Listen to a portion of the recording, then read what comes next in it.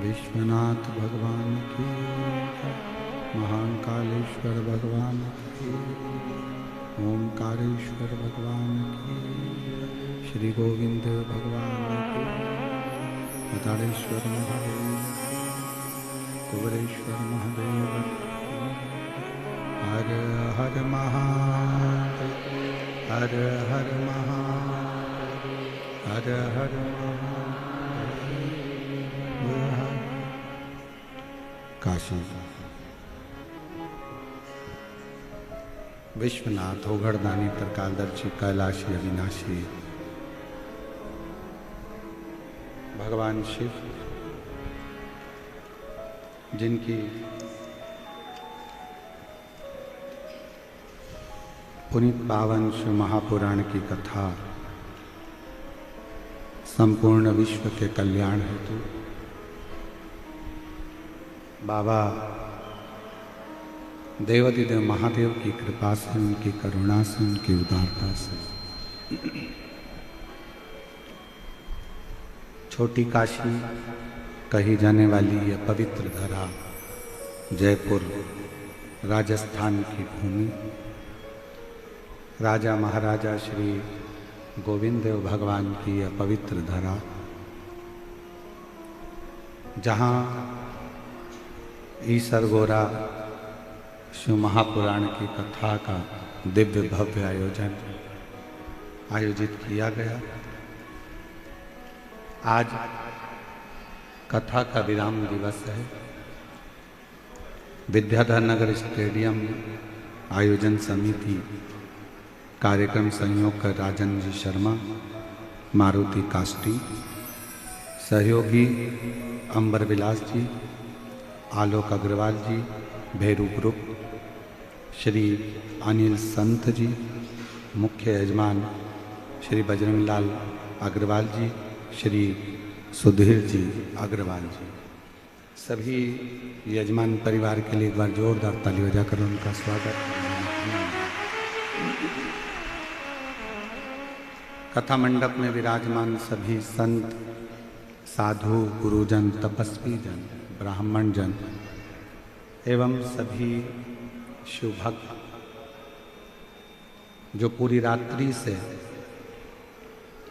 इस कथा के इंतजार में भगवान की अविरल भक्ति को धारण करते हैं और प्रातः इस कथा का लाभ ले रहे हैं। तेरी कृपा बिना नहीं एक भी लेते श्वास तेरी कृपा से धनु धनु बखान क्या करूं मैं राखों के का चपटी भगोत में खजाना कुबेर का हे गंगाधर मोतीलाल ओमकार तू भोले ओमकार तू आयो शरण तिहार शंभो तार तार तू बखान क्या करूं मैं राखों के ढेर का चपटी भगोत में है खजाना कुबेर का हे गंगाधर मुक्तिद्वार ओमकार तू भोले ओमकार तू आयो शरण तिहार शंभो तार तार तू। शिव की करुणा का ये विषय है शिव महापुराण की कथा। कोई तुमसे पूछे कि भगवान शंकर सबसे पहले क्या देते हैं, क्या प्रदान करते हैं, तो मेरा देवाधिदेव महादेव अगर सबसे पहले देता है तो अविरल भक्ति देता है। और वो भक्ति राम जी के प्रति हो, कृष्ण जी के प्रति हो, वो भक्ति अविरल भक्ति। दूसरे नंबर पर मेरा भोले बाबा, मेरा शंभू, मेरा त्रिकालदर्शी अगर देता है तो आपको जीवन जीने का तरीका और कुछ नया जीवन आपको प्रदान करता है, आपको देता है। तीसरे नंबर पर अगर मेरा शंकर भगवान कुछ देता है तो वो आपके घर में इतना वैभव दे देता है, इतना धन दे देता है कि आप अपनी जिंदगी अलमस्त होकर शिव के आश्रित होकर जी सकते हैं। चौथे नंबर पर मेरा शंकर भगवान अगर देता है तो आपके घर में जितना रोग है, जितनी तकलीफें हैं, वो समाप्त कर देता है। और पांचवें नंबर पर पंच परमेश्वर के रूप में, शिव पंचायत के रूप में पांचवें नंबर पर अगर भगवान शंकर देता है तो वो आपके जीवन में आने वाले सारे विघ्नों को, सारी तकलीफों को काटता हुआ शिव अपनी ओर आपको जोड़ने का प्रयास करता है, अपनी ओर लाने का प्रयास करता है।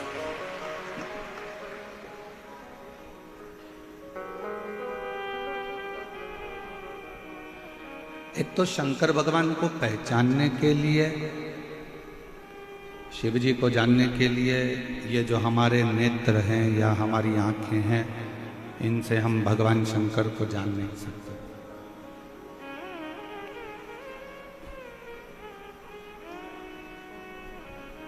बहुत सूक्ष्म अगर कोई चीज होती है उसको देखने के लिए दूरबीन लगाना पड़ता है। कल एक भाई हमको, परसों के दिन एक भाई छोटा सा चावल का दाना, उस पर महामृत्युंजय लिखा हुआ उन्होंने प्रदान किया और साथ में एक दूरबीन दी कि इस दूरबीन से गुरुजी इन चावल के दाने पर लिखा हुआ महामृत्युंजय आप देख सकते हैं। और हम उनको धन्यवाद देते हैं कि कम से कम आपने एक छोटे से चावल के दाने पर महामृत्युंजय तो लिखा, उसका अनुष्ठान तो किया। तो हमारे पास में ऐसे नेत्र नहीं है कि हम भगवान शंकर को देख सकें।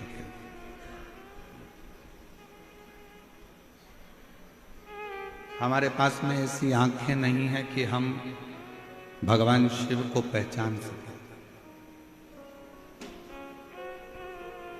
नेत्र देगा वो उसको पहचानने के लिए, आंखें देगा वो उसको देखने के लिए। एक प्रसंग आता है रेणु भगत का। दक्षिण का रहने वाला है रेणु, और उसकी आंखों से दिखाई नहीं देता, नेत्र विहीन है। बाल्यावस्था से उसकी आंखें रेणु की नहीं है। ईसर गोराशिव महापुराण की कथा में जयपुर की इस धरा से इस रेणु भगत के संवाद से अपन समझें, उसके पास देखने के लिए नेत्र नहीं है, पर उसकी मां रेणु भगत की मां रेणु को बाल्यावस्था से ही शंकर के मंदिर तक ले जाते हैं, शिवालय तक, और रेणु शिव को नहीं देख पाता। रेणु भगत की मां ने जो रेणु भगत से कहा, रेणु भगत ने एक दिन मां से कहा, मां मैं तो भगवान शंकर को देख ही नहीं पाता हूं, तो मेरा शिवालय में जाने से फायदा कौन सा। रेणु भगत की मां ने कहा, तू शंकर जी को नहीं देख पाता तो क्या हुआ, शंकर जी तो तुझे देखते हैं, इतने में भी कल्याण है। तू शिवालय तक जा, शंकर जी के मंदिर तक मेरे साथ चल। तू शंकर जी को नहीं देख पाता पर शंकर तो देख सकते।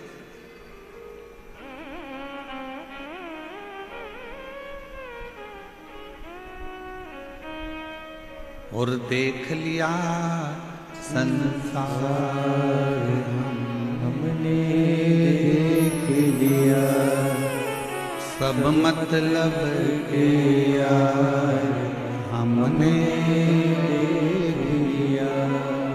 झूठे नाते झूठे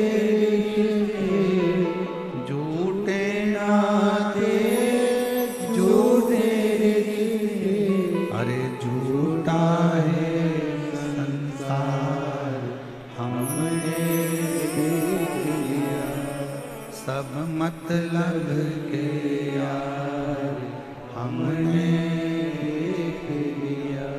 देख लिया संसार हमने देख लिया, सब मतलब के यार हमने देख लिया। रेणु भगत भगवान को नहीं देख पाता। मां ने कहा कि भले वो ना देख पाए, पर तुम अगर शिव को नहीं देख सकते पर भगवान शंकर तो तुम्हें देख सकता।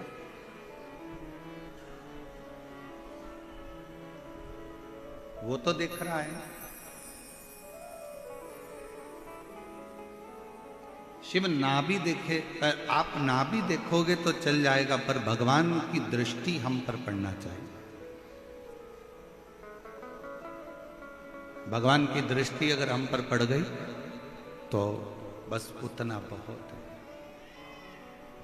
और कृपा की ना हो जो आदत तुम्हारी, तो सोनी ही रहती अदालत तुम्हारी। गरीबों के दिल में जो जगह तुम न पाते तो किस दिल में हो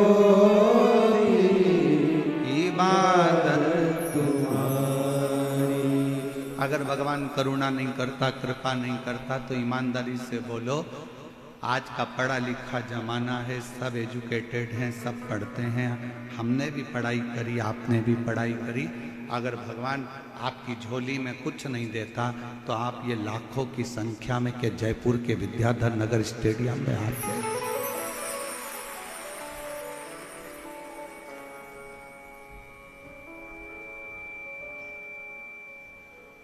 कौन आता? कृपा की ना होती जो आदत तुम्हारी तो सुनी ही रहती अदालत तुम्हारी। अगर वो करुणा नहीं करता, अगर वो कृपा नहीं करता, अगर वो दया नहीं करता तो आप और हम यहां क्या करते हैं?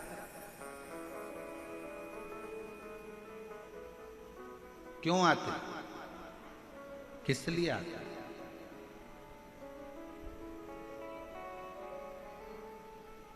उसने करुणा करी, कृपा करी तो अपन यहां पहुंचे। रेणु भगत ने नेत्रों में ज्योति नहीं है, दक्षिण का रहने वाला है, मां उसको शिवालय तक लेकर जाती है। मां, मैं भगवान को नहीं देख सकता, क्या हुआ? कई माताएं रोडों पर बैठी हुई हैं, कई माताएं पेड़ों के नीचे बैठी हुई हैं, कई माताएं डिवाइडर पर बैठी हैं, कई माताएं गाड़ियों में बैठी हैं। उनको शिवर वाला महाराज नहीं दिख रहा, उनको शिव पुराण भी नजर नहीं आ रही, उनको दिख ही नहीं रहा। तो क्या हुआ? आप शिव को नहीं देख पा रहे हो, पर मेरा शंकर तो अड़भंगा आप जहां बैठे हो वो आपको देख रहा। आप जहां बैठे हो,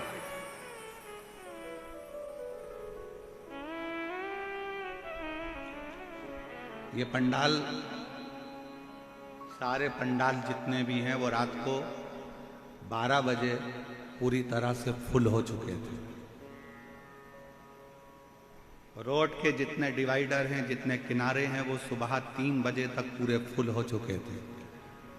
और जितनी आसपास की रोडें हैं, जितनी आसपास का क्षेत्र है, वो सुबह 6 बजे तक फुल हो चुके थे। और अभी भी शिव भक्तों के ऑटो और गाड़ियां पूरे 12-15 किलोमीटर दूर तक ढेर लगी हुई है, जहां देखोगे वहां शिव ही शिव नजर। आप किसी और से मिलने के लिए नहीं आए,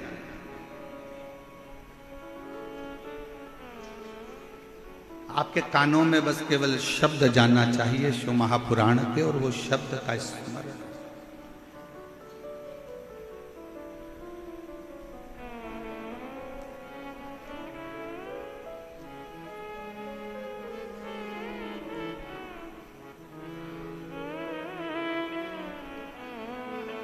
शब्द पहुंचा आपके कानों में और आप सतर्क हो गए कि अब मुझे विश्वास है कि मेरा शंकर मेरे करीब है। आज भारत सरकार भी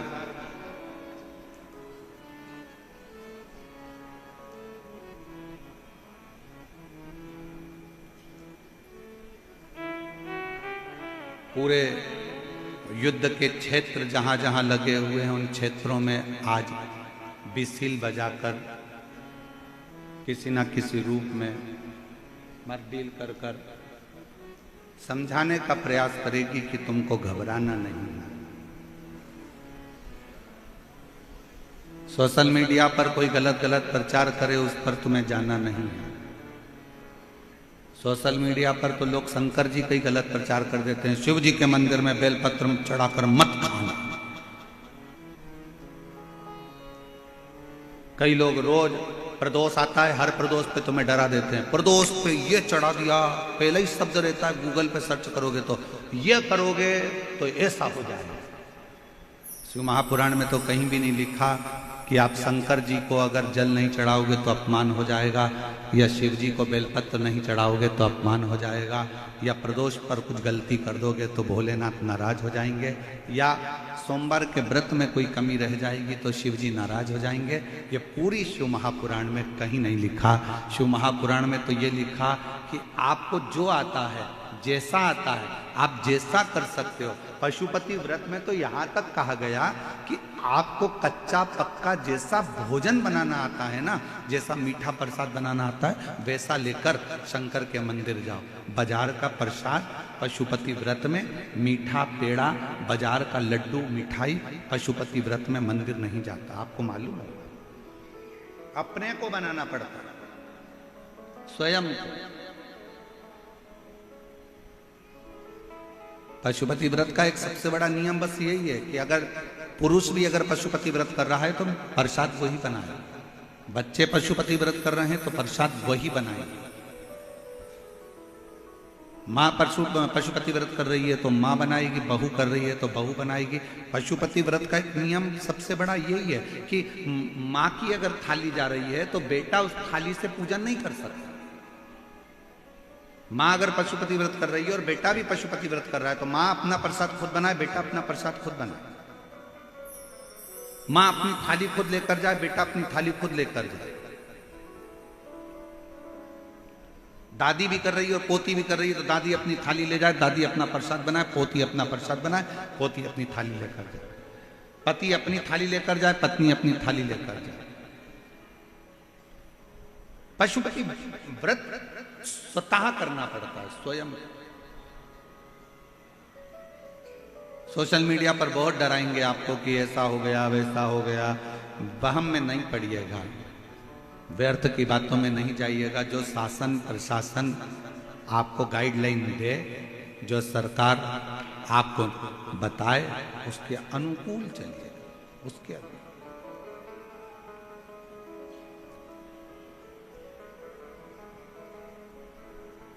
बिसिल क्यों बज रही है?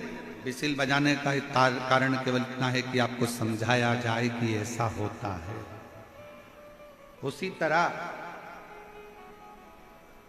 आपको शिव नजर नहीं आ रहे हैं, आपको कथा का पंडाल नजर नहीं आ रहा है, आपको शिव महापुराण की पोथी नजर नहीं आ रही है, पर आप जहां बैठे हो और भगवान शंकर की कथा को जहां बैठकर सुन रहे हो, आप भले शिव को ना देख पाए, पर हमारी शिव महापुराण की कथा ये कहती है कि मेरा शंकर आपको जरूर देख रहा होगा, आपकी झोली जरूर।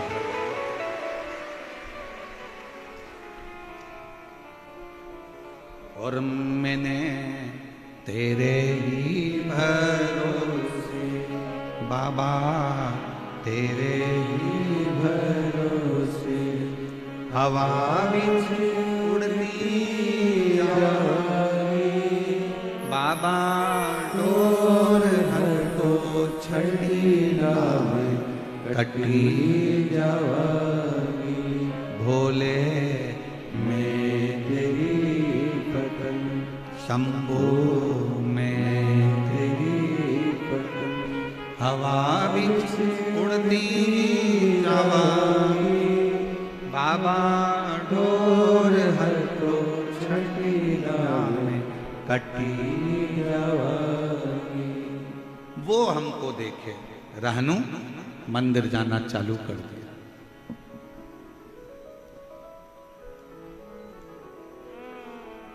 एक बार रहनु के माता पिता रहनु को लेकर मल्लिकार्जुन का दर्शन करने के लिए गए। श्री शैलम पर्वत, जहां पर भगवान शंकर और पार्वती दोनों विराजमान हैं, मल्लिकार्जुन की भूमि। बोल मल्लिकार्जुन भगवान की। 12 ज्योतिर्लिंग में से एक ज्योतिर्लिंग मल्लिकार्जुन, जहां पर भगवान शिव और पार्वती दोनों बैठे, दोनों द्वती ज्योतिर्लिंग का वर्णन है। रहनु को ले गए।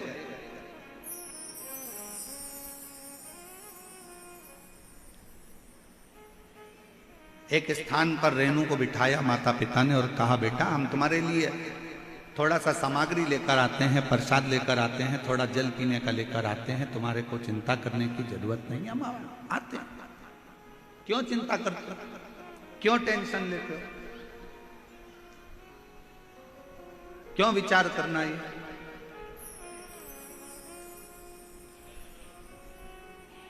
हताश नहीं होना चाहिए कभी जिंदगी में। भगवान पर अगर विश्वास कर रहे हो तो कभी ये मत सोचना कि मैं ठीक होऊंगा कि नहीं होऊंगा, मैं चल पाऊंगा कि नहीं चल पाऊंगा, मैं स्वस्थ होऊंगा कि नहीं होऊंगा। जो व्यक्ति के शरीर में गांठ आ जाती है, कहीं चेस्ट में गठान आ गई, कहीं बच्चादानी में गठान आ गई, कहीं पेट में गठान आ गई, कहीं शरीर में गठान आ गई और डॉक्टर को दिखाने जांचन में आ जाती है कि गांठ हो गई, डॉक्टर ना जाने क्या बता देगा, कहीं मुझे बड़ा रोग ना बता दे, कहीं मुझे कैंसर ना बता दे, कहीं मुझे थायराइड की गठान ना बता दे, कहीं मुझे ये ना बता दे। रात दिन सोचती रहती है, रात दिन। मतलब तुझे भगवान पर भरोसा ही नहीं, दिन रात सोच रही है कहीं मुझे ये बीमारी तो नहीं हो जाएगी, कहीं मुझे ये बीमारी तो नहीं हो जाएगी, कहीं मुझे ये बीमारी तो नहीं हो जाएगी। और तुम बार बार मनन चिंतन उसी चीज का करोगे तो वो बीमारी तुमको एक ना एक दिन पकड़ ही लेगी। और अगर तुमने मनन चिंतन करना छोड़ दिया, ये तो छोटी मोटी गांठ है, कथा में सुना है मैंने, शंकर जी पे चढ़ा हुआ जल पीने से ठीक हो जाती है। डॉक्टर से जांच करवाऊंगी, डॉक्टर दवाई देगा, कुंदकेश्वर महादेव का नाम लेकर डॉक्टर की दी हुई दवाई को खाऊंगी और शंकर जी के मंदिर में एक लोटा जल चढ़ाऊंगी, ठीक हो जाऊंगी, पक्का पक्का। गठान 1 महीना 1.5 महीने के अंदर गलना ही पड़ेगी, क्योंकि तुमने विचार ही ऐसा करना। अगर कोई बहू जरा जरा सी बात बोलती है और तुम जरा जरा सी बात में लड़ाई करोगे तो झगड़ा बढ़ता जाएगा। बोलो बढ़ेगा कि नहीं बढ़ेगा? जम के बोलो जरा। बहू अगर कोई भी बात बोल रही है ना और तुम उससे लड़ाई करोगे, झगड़ा करोगे तो झगड़ा बढ़ता चले जाएगा। बहू ने कुछ बात की और तुमने बात करी तो झगड़ा बढ़ेगा। थोड़ी थोड़ी सी बात में अगर तुम बार बार मनन चिंतन करते रहोगे, मनन चिंतन करते रहोगे तो बीमारी बढ़ती जाएगी। अब बहू ने कुछ कहा और तुमने यहां से सुना और यहां से निकाल दिया, उसका जवाब ही नहीं दिया, तो झगड़ा होगा क्या? जम के बोलो जरा। नहीं। बेटे ने कुछ कहा और तुमने उस पर ध्यान ही नहीं दिया तो झगड़ा होगा क्या? नहीं। उसी तरह अगर कुछ शरीर में गांठ आ भी गई है, किडनी लीवर डॉक्टर ने बेकार बता भी दिया है, तो गलत मत सोचो, आप उस पर ध्यान देना थोड़ा कम करो, भगवान का भजन करो, डॉक्टर जो दवाई दे वो खाओ, शरीर की जांचें कराते रहो, जैसा जैसा डॉक्टर बोले वैसा वैसा करते रहो और शंकर के मंदिर में एक लोटा जल चढ़ाते रहो। जब तुम ध्यान नहीं दोगे तो निश्चित है कि वो बीमारी तुम्हारे अंदर प्रवेश नहीं करेगी, वो बीमारी बाहर निकल जाएगी कि मुझे केयर ही नहीं कर रहा, ये तो मुझे केयर ही नहीं कर रहा है।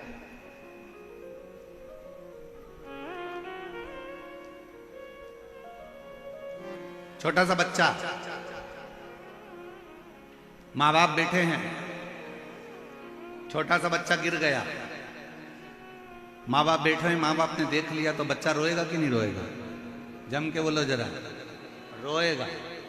और छोटा सा बच्चा, माँ बाप है ही नहीं यहां पर और गिर गया, रोएगा नहीं, झटक झुटक के करके वो झटकेगा और ठीक, उसको मालूम है कोई देखने वाला है ही नहीं। उसी तरह बीमारी को केयर करोगे, बार बार ध्यान दोगे, बार बार ध्यान दोगे, बार बार ध्यान दोगे, तो वो सोचेगी कि इसको मुझे जरूरत है, इसलिए मुझे इसके शरीर में बीमारी को बना के रखना है। और जब तुम केयर ही नहीं करोगे, आग लगे बस्ती में अपन रहो मस्ती में, शंकर बैठा है सब संभालेगा।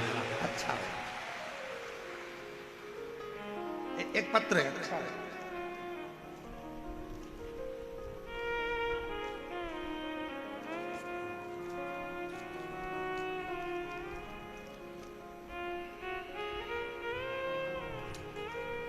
मेरा नाम रेखा सैनी, मेरे पति का नाम पारस सैनी है।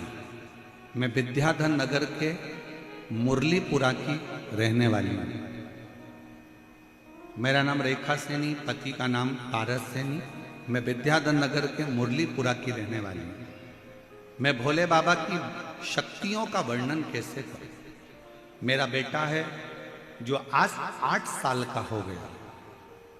मेरा बेटा 8 साल का हो गया, जो बचपन से न चल नहीं पाता था और ना ही पूरी तरह से बोल पाता था। हमने बड़े बड़े डॉक्टरों को दिखाया। पत्र एलईडी पर चल रहा है, पत्र एलईडी पर चल रहा है, आस्था चैनल पर भी चल रहा है, आप लोग पढ़ सकते हैं।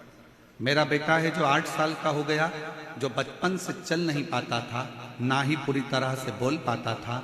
हमने बड़े बड़े डॉक्टरों को दिखाया, बहुत इलाज करवाया, पर कोई फर्क नहीं पड़ा। गुरुजी, डॉक्टर ने तो मना भी कर दिया कि ये ना चल पाएगा और ना बोल पाएगा। डॉक्टर ने ऐसा बोला कि ये ऐसा ही रहेगा जैसा अभी की स्थिति में है, पलंग पर ही पड़ा रहेगा, पलंग से उठ नहीं पाएगा। 8 साल का बेटा हो गया गुरुदेव, पलंग से उठता नहीं। हम लोगों ने हार मान ली, पर मेरी माँ ने कहा कि वो सीहोर गए और सीहोर वाला गुरुजी कि उस कुबरेश्वर धाम पर जा, वहां से रुद्राक्ष लेकर आ। हम लोग रुद्राक्ष लेने गए, कंकर शंकर पूजन करी और बाबा से रुद्राक्ष मांग कर आ गए। टीवी पर बेटे को कथा सुनाते और बेटे के शरीर पर रुद्राक्ष का जल लगाते। आज बाबा को मैं धन्यवाद देने के लिए आई हूँ। जो बेटा मेरा 8 साल तक उठ नहीं पाया, बोल नहीं पाया, आज बाबा की कृपा से वो अपना काम भी करता है और थोड़ा बोलता भी है। मैं बाबा को धन्यवाद देने के लिए, आज मेरा बेटा, उसकी आवाज भी खुली, बोलना भी चालू करा और आज अब वो खुद अपना काम कर लेता है, खुद अपना काम करने लगा। ये शिव है, ये शंकर है। कहीं बैठे हो तो बेलपत्र लेने के लिए आए।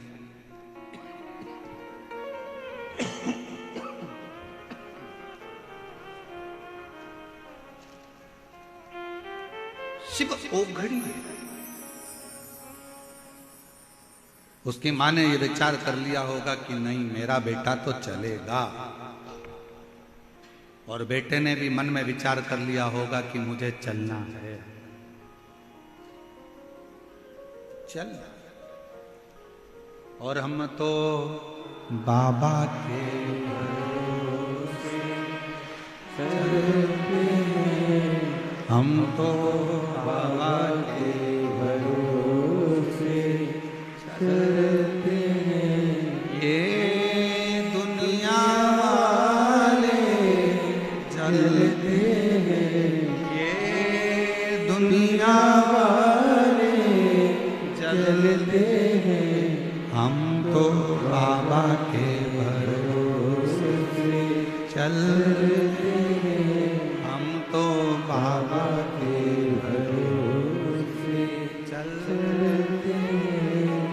डमरू वाले के भरोसे चलते हैं, काशी वाले के भरोसे चलते हैं, सीहोर वाले के भरोसे चलते हैं, हम तो बाबा के भरोसे चलते हैं। हम शिव के प्रति आश्रित हैं। रहनु भगत के माता पिता बिठाए, हम प्रसाद लेकर आते हैं, तुम यहाँ बैठो, जल लेकर आते हैं, तुम बैठो। मल्लिकार्जुन श्री सेलम की भूमि, भारत की भूमि पर जितने प्राचीन शिवालय हैं, भारत की भूमि पर जितने प्राचीन ज्योतिर्लिंग हैं, उपलिंग हैं, भारत की भूमि पर जितने शंकर के स्थान हैं, ये हमको ऊर्जा देते हैं, ऊर्जा। और शिव महापुराण की इस कथा में हम कहने में पीछे नहीं हटेंगे। ईसर गोरा शिव पुराण में आप लोगों से निवेदन करेंगे, आपके घर के नज़दीक में अगर कोई प्राचीन शिवालय है तो वहाँ हफ्ते में, 2 हफ्ते में, महीने में, साल भर में जाया करो। और जितने लोग शिव महापुराण की कथा को सुन रहे हैं उनसे भी कहेंगे, जब सारी दुनिया से हार जाओ, जब लगने लगे कि अब मेरा कोई रास्ता नहीं है, तब एक बार कुबेर भंडारी के दरवाजे पर सीहोर कुबरेश्वर धाम आकर कंकर को बीनो, कंकर को 5 कंकर बीनो रखो, पूजन करो, बाबा से विनय करो, एक कंकर अपने साथ में झोली में रखकर बाबा से विनती कर कर लेकर आ जाओ, रुद्राक्ष ले आओ। जब सब दूर से हार जाओ तब आखिरी में वो कुबेर भंडारी का दरवाजा जाओ उसके, और तेरे दरबार की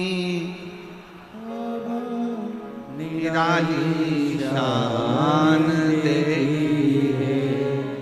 तुझे देते नहीं देखा पर झोली भरी देखी, और मुख दुनिया मोड़े बाबा मुख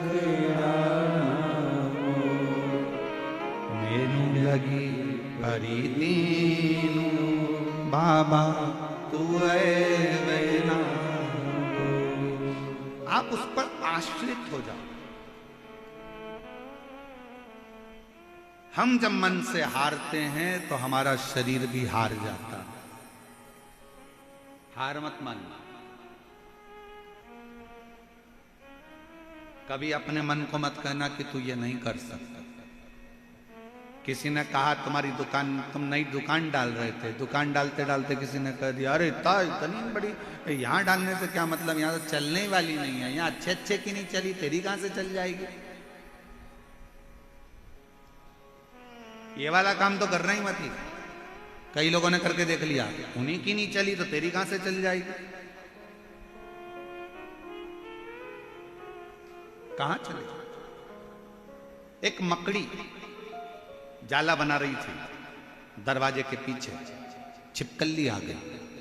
छिपकली ने आकर कहा यहाँ काय को जाला बना रही है, दरवाजा बंद चालू होगा तेरा जाला टूट जाए, बनाना है तो कोई अच्छी जगह बना। मकड़ी गई खिड़की के पास, खिड़की पे जाला बनाने लगी। चिड़िया आ गई, चिड़िया ने कहा यहाँ काय को जाला बना रही है, हवा चलेगी कोई आएगा तोड़ देगा, कहीं और बना। मकड़ी गई दरवाजे के सामने जाला बनाने लगी। वहीं पर एक चींटी आई, चींटी ने कहा यहाँ काय को जाला बना रही हो, यहाँ जाला बनाओगी तो कोई भी तोड़ देगा। बेचारी मकड़ी परेशान होकर रह गई कि मैं जाला कहाँ बनाऊं। इतने में एक चूहा आया और चूहे ने कहा तेरी मर्जी पड़े वहां जाला बना, अगर तेरी सामर्थ्यता है तो कोई तोड़ नहीं सकता है, तू जहां बनाना चाहे वहां। दुनिया का काम है आपको डराना, वहां जाना मती, ऐसा हो जाएगा वैसा हो जाएगा, क्यों ऐसा कर रहे हो, तुम्हारे बस का नहीं है, तुम ये दुकान नहीं डाल सकते, तुम ये काम नहीं कर सकते, तुम ये ऐसा नहीं कर सकते, तू सीए क्लियर नहीं कर सकता, तेरा सरकारी जॉब नहीं लग सकता, तू ये नहीं बन सकता। क्यों हारे। एक लड़के का पत्र देखिए,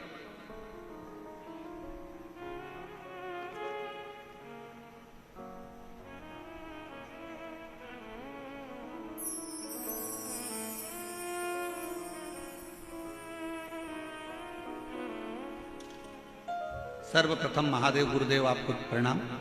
मेरा नाम जसवंत सिंह है, मैं कोटपुतली जयपुर का रहने वाला हूँ। गुरुदेव महादेव की कृपा और आशीर्वाद का मैं क्या कोई बखान करूं, ऐसे शब्द बन मेरे पास नहीं महादेव की महिमा का मैं रूप वर्णन कर सकता। गुरुदेव सन 2011 से सरकारी नौकरी की तैयारी कर रहा था।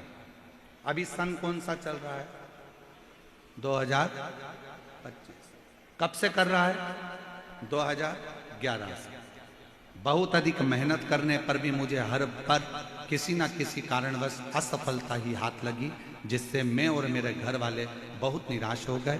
तब परीक्षा देना बंद कर, सरकारी नौकरी की तैयारी करना बंद कर एक दिन टीवी पर कथा सुन रहा था और आपने कह दिया कि अपनी मेहनत को 4 गुना करो, शिव पर भरोसा करो, अथक मेहनत करोगे तो जीत कर ही रहोगे। मन में आया कि एक बार आपकी कथा कहीं जाकर सुनूं। तब हम लोग यहाँ जयपुर से सुवासा चले गए, जहां पर आपकी कथा चल रही थी। कथा के पंडाल में बैठकर कथा सुनी, बाबा को प्रणाम करा, निवेदन करा और नमन कर कर बाबा से विनती कर कर आ गए। पशुपति नाथ का व्रत किया, बेलपत्र बाबा को चढ़ाना प्रारंभ करा, मंदिर में झाड़ू पोछा करता, पढ़ाई को 4 गुना करता। 2011 से तैयारी करता करता करता निकाल दिए 10 साल, और बाबा से विनय करी, हिम्मत आई, 12 वर्ष के बाद फिर अप्लाई करा, और बाबा की कृपा से गुरुदेव आप कहते हो कि शिव सुनता जरूर है, निश्चित है जो कथा के पंडाल में पहुंचा है उसकी झोली 3 महीने में बाबा भरता जरूर है। और बाबा की कृपा से आज मेरे शंकर भगवान ने मुझे अप्रैल के महीने में 2023 में भारतीय रेलवे में मुझे नौकरी दे दी। मैं बाबा को प्रणाम करने के लिए, भारतीय रेलवे में अप्रैल 2023 में बाबा ने मुझे नौकरी दे दी। 12 साल के बाद कठिन परिश्रम करा है, 12 साल के बाद हिम्मत नहीं हारी और मेरे शिव ने दिया। शंकर, आप मन को क्यों कहते हो कि हार गए?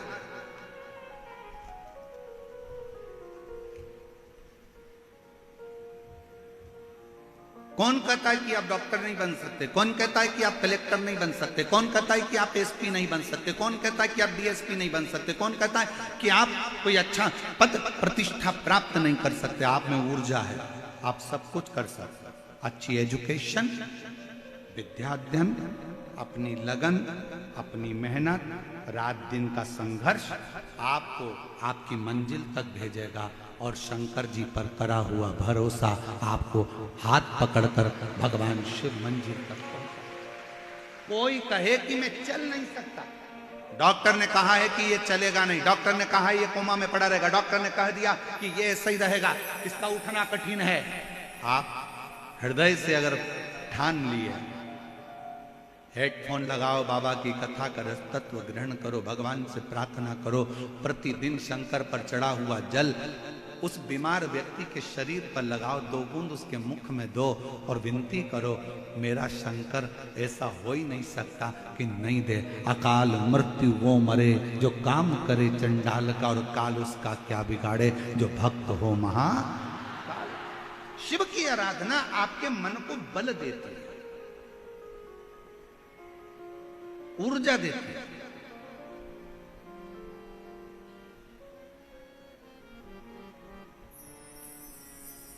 शिव की आराधना आपको एक एनर्जी देती है। करो,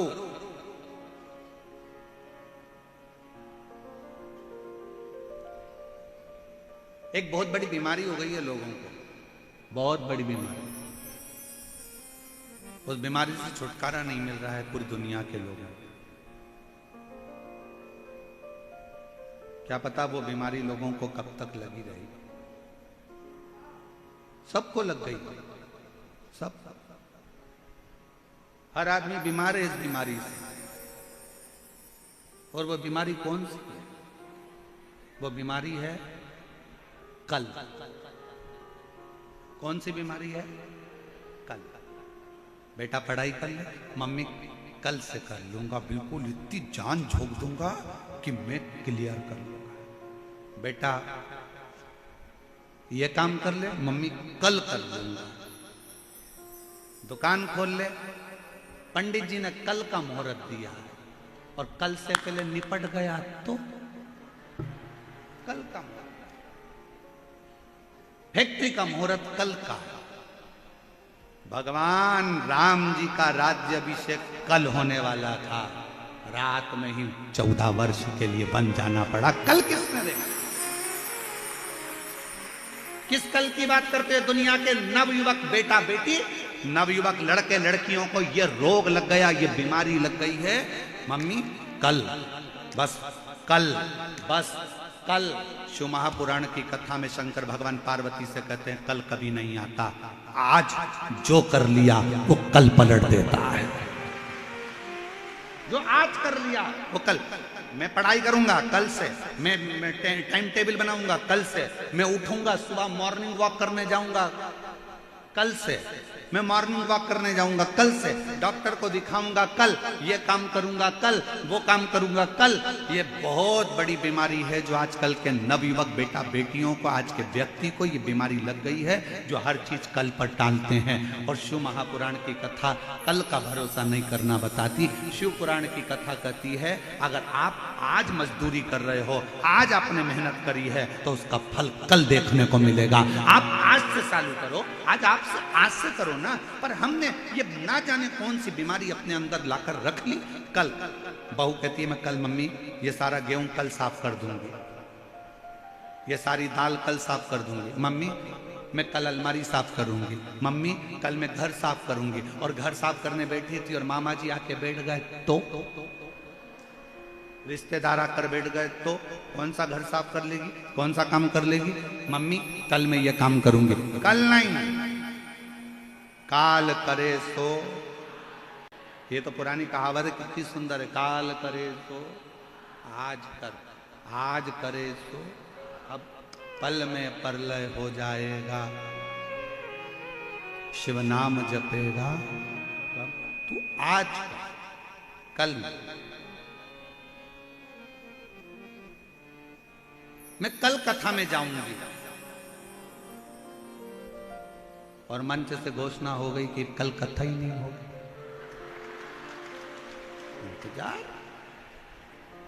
कल जाऊंगी। और बैठी थी चौथे दिन की कथा में जाऊंगी और कथा पूरी होते सी घोषणा हो गई कि कथा कल कैंसिल। आज डिप्रेशन में पड़ गई, लो हो गया कर गया। और बैठो कल के चक्कर में। इसलिए कल का कोई इंतजार नहीं। क्या इंतजार करना। कल से मैं अपनी सास के पांव पड़ूंगी और सास नहीं पड़ गई तो फोटो क्या, कल किसने देखा। ये बहुत बड़ी बीमारी है, बहुत। ये बीमारी कब छूटेगी लोगों की। पढ़ाई करना है आज से कर, संघर्ष करना आज से कर, कोचिंग करना है आज से कर, एग्जाम देना है आज से दे, इंटरव्यू की तैयारी करना है आज से कर, कंपटीशन एग्जाम के लिए फॉर्म भरना है आज भर। कल का कोई मुहूर्त नहीं। कोई कितना भी कह दे कि कल का मुहूर्त अच्छा है, आज से बढ़कर कोई दुनिया का मुहूर्त अच्छा नहीं हो सकता। लोग इंतजार करते हैं, आखा तीज आएगी ना तब मैं मट्टी के घड़े पर खरबूजा रख के सत्तू रख के दान करूंगी। और आखा तीज के पहले निपट गई तो मालूम पड़े वो मटकी तेरी शमशान में बंधी, क्या करे। इंतजार करते हैं बस। अब की बार दिवाली आएगी ना तो वो एक कथा है ना कितनी सुंदर। एक पति पत्नी घूमने के लिए गए और विदेश घूमने गए और पत्नी ने पति से कहा यहाँ पर गोल्ड सस्ता है, एक हार दिला दो। पति ने उसको गोल्ड का हार दिला दिया। पति ने कहा पहन ले। पत्नी बोली अभी नहीं, शादी की सालगिरह वाले दिन पहनूंगी। शादी की सालगिरह आ गई। पति ने कहा मैंने तुझे हार दिलाया था वो पहन ले। पत्नी बोली अभी नहीं, देवर के लड़के की पक्की हो गई ना शादी तो मैं जब ही पहनूंगी। और उसके पहले पत्नी निपट गई। अर्थी पे उसको सुलाया। पति रोता रोता अंदर गया, हार निकाल के लाया, पत्नी को पिनाने लगा। बेस्ट फ्रेंड बोला पति का इसको क्यों पिना रहा, अभी मर चुकी है। इतने में पति रोता रोता बोला मैं रोज कहता था पहन ले पहन ले पहन ले पहन ले, और ये हमेशा कहती थी बस पहनूंगी पहनूंगी पहनूंगी। उस चक्कर में निपट गई। इसलिए मेरी जयपुर की जीजियों, तुम्हारी अलमारी में जितनी साड़ी रखी सब पहनो।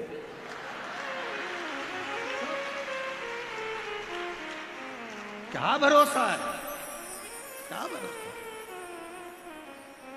अब तुमने तो घड़ी बना बना के अलमारी में रख दी। कभी कभी दिवाली पे वो नीचे गिरती है, साड़ियां भी कहती है कब पहनेगी, पहन ले पहन ले।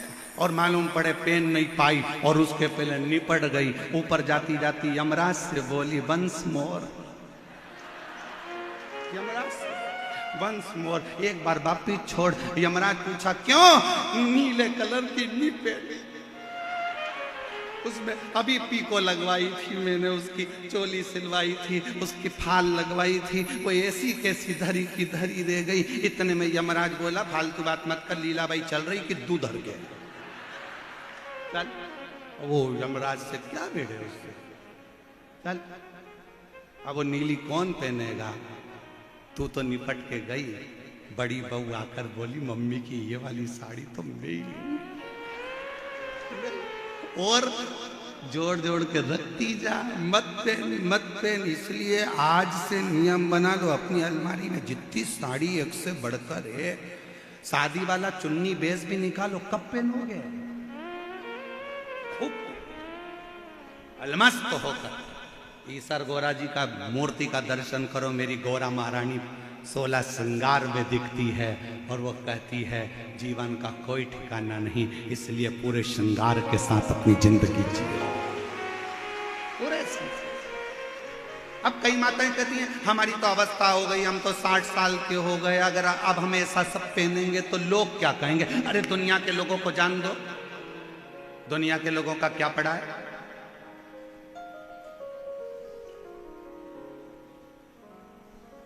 दुनिया के लोगों का क्या?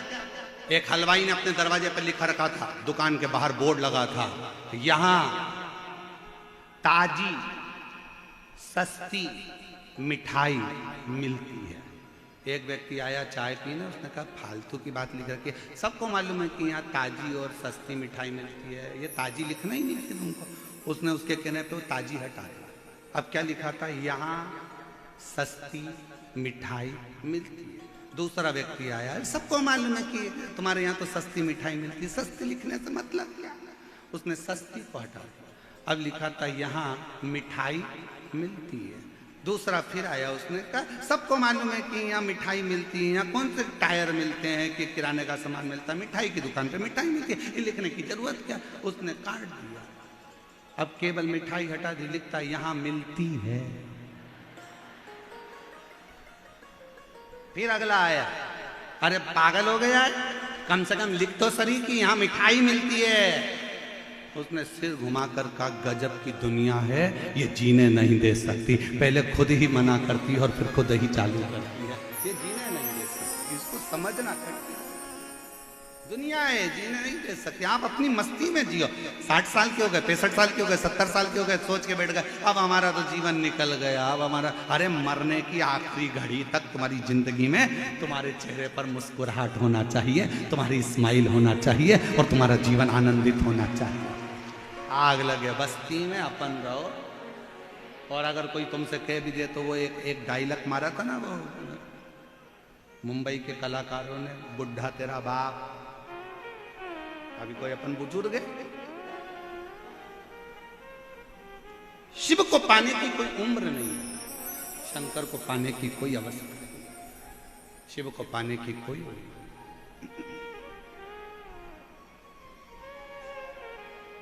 और शंभु शरणे पड़ी मांगू घड़ी रे दुख काढ़ो दया करी दर्शन आपो। अब रहनु भगत ने विचार करा, ठीक है मम्मी माता पिता मेरे लिए जल लेने गए हैं, बैठा है शिव की भक्ति में, शिव की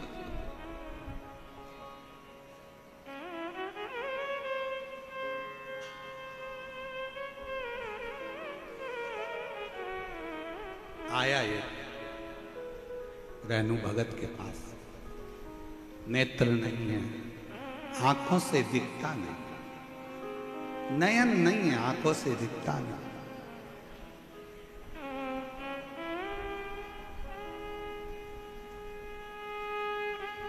नेत्र विहीन है, देख नहीं सकता।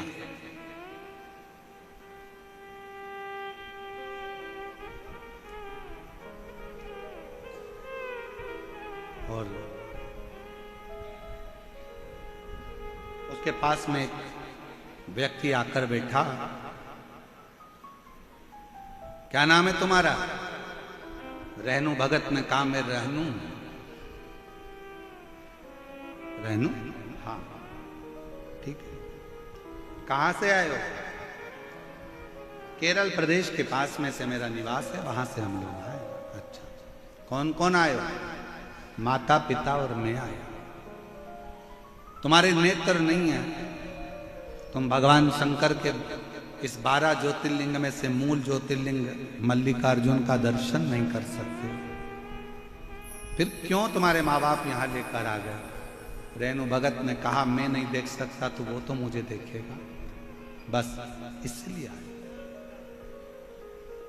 कई लोग आते हैं, कोई गंगा जल लाता है, कोई बेलपत्र लाता है, कोई कुछ लाता है, कोई कुछ लाता है। तुम शंकर जी के लिए क्या लेकर आए? रेणु भगत ने कहा मेरे पास में देने के लिए कुछ भी नहीं, मेरा तो शरीर भी ऐसा नहीं कि मैं भगवान को दे सकूं। हाँ, ये जरूर है कि मेरे माता पिता कुछ लेने के लिए गए हैं शंकर जी को देने के लिए, आते होंगे। माता पिता आए,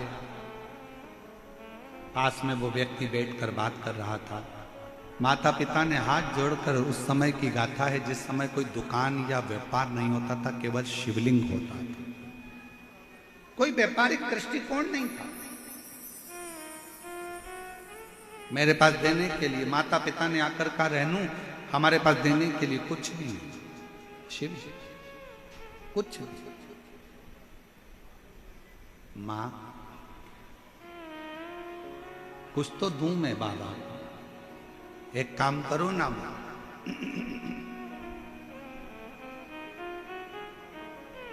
आपके पास देने के लिए कुछ नहीं है और मेरी आंखें नहीं है, मुझको शिव को ही ना दे दो, शंकर पर। जगत गुरु शंकराचार्य जी की एक कथा आती है कि जगत गुरु शंकराचार्य जी अपनी माता कपड़े धोने के लिए जलाशय में गई थी और जगत गुरु शंकराचार्य जी पानी में चले गए और पानी में जाकर जगत गुरु शंकराचार्य जी ने चिल्लाना चालू करा, मां मुझे मगर ने पकड़ लिया, छोड़ता नहीं है, छोड़ता नहीं। अब क्या करूं मैं आती हूं तुझे बचाने के लिए। शंकर कहते हैं नहीं मां तू मत आ, अब मैं जा तो रहा हूं ना मां, मगर मुझे छोड़ने वाला नहीं है, तो तू एक काम कर कि मुझे शंकर को ही, मुझे तू शिव जी को दे दे। जगत गुरु शंकराचार्य जी छोटी सी अवस्था में कहते संकल्प छोड़ मां कि आज से मैं आपका बेटा नहीं, आज से मैं शंकर का बेटा, शिव का बेटा। जगत गुरु शंकराचार्य जी ने बाल्यावस्था में अपनी मां से कहा, मां ने हाथ में जल लिया, मां जल्दी से तू संकल्प छोड़ जिससे मुझे ये मगर छोड़ देगा। और मां ने हाथ में जल लेकर कह दिया, आज से मेरा बेटा शंकर का बेटा है, शिव का बेटा है। और जल छोड़ते से जगत गुरु शंकराचार्य जी बाहर निकल कर आए। 4-5 वर्ष की अवस्था थी। गुरुदेव शंकर भगवान की ओर हाथ जोड़कर मां कहने लगी, चल अपन घर चले। बेटा कहता है, मां तूने तो मुझे शंकर को दे दिया, अब कहां मैं तेरे घर जाऊंगा, कहां? वो बात रेणु भगत को स्मरण में थी। जब तुम्हारे बेटे की शादी नहीं हो रही हो, तुम्हारी बेटी की शादी नहीं हो रही हो, जब तुम्हारा सब कुछ बर्बाद सा हो गया हो और कुछ भी तुम्हारा नहीं बचा हो, उस समय तुम नानी बाई के मायरे का स्मरण करना। नानी बाई के मायरे में लिखा है, नरसिंह मेहता घर से निकल गए थे, उनके पास में कुछ नहीं था, पत्नी थी, नानी बाई बेटी थी, बेटा था श्यामलदास, केवल इसके सिवाय कुछ नहीं। बेटी, बेटा, पत्नी और नरसिंह मेहता, केवल 4 लोग थे। कहां जाते? शंकर जी के मंदिर में जाकर नरसिंह मेहता की पत्नी ने और नरसिंह जी ने कह दिया था, हम हाथ में जल लेकर कहते हैं, आज से हमारा कोई नहीं है, अब हम आपके पुत्र हैं, आपकी पुत्री हैं, आपको संभालना है, अब हमारा कोई नहीं। और देख लिया संसार हमने, देख लिया सब मतलब के यार हमने, देख लिया झूठे नाते, झूठे रिश्ते, झूठे ना